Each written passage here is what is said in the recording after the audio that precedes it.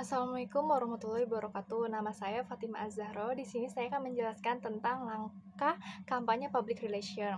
Sebelumnya saya akan menjelaskan dikit konsep strategis hubungan masyarakat. Strategi humas memiliki arti rencana jangka panjang untuk menyusun berbagai rencana teknis dan langkah komunikasi yang akan diambil dalam kegiatan kehumasan dengan memperhatikan jumlah anggaran dan waktu kegiatannya. Dalam penyusunan kampanye public relation ada 9 langkah, yaitu tahap yang pertama menganalisa situasi. Ini adalah cara pertama yang dilakukan dalam mengelola reputasi, mengenal dan dengan baik situasi di luar dan di dalam perusahaan. Situasi itu ada dua macam, yaitu situasi positif dan situasi negatif. Situasi dapat diidentifikasi sebagai peluang atau hambatan. Tahap kedua adalah menganalisa organisasi.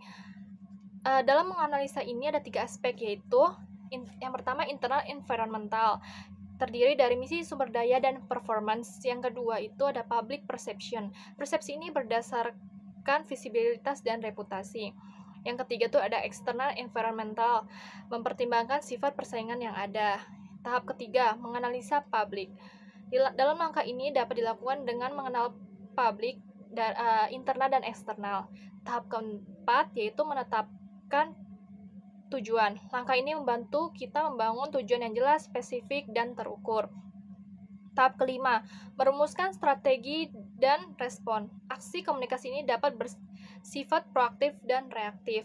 Tahap keenam, menggunakan komunikasi yang efektif. Jadikanlah publik sebagai audiens.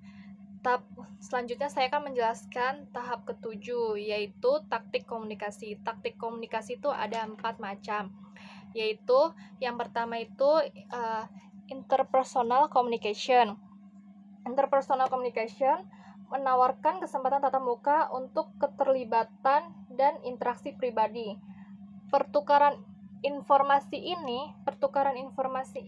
atau cara khusus.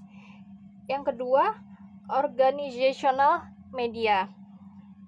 Diterbitkan atau diproduksi oleh organisasi yang mengontrol konten, pesan, serta waktu pengemasan dan distribusi. Contoh, publikasi umum. Publikasi umum yaitu buletin laporan tahunan. Ada juga surat langsung berupa surat. Terus yang ketiga tuh news media.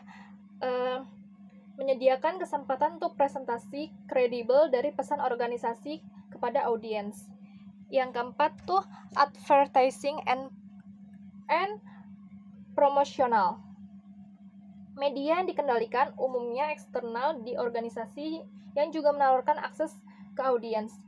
Contoh media iklan cetak yaitu majalah, surat kabar, dan lain-lain. Kalau elektronik ada televisi, radio, komputer, dan lain-lain. Ada juga periklanan luar rumah yaitu poster dan pakaian. Tahap ke-8 menerapkan rencana strategis.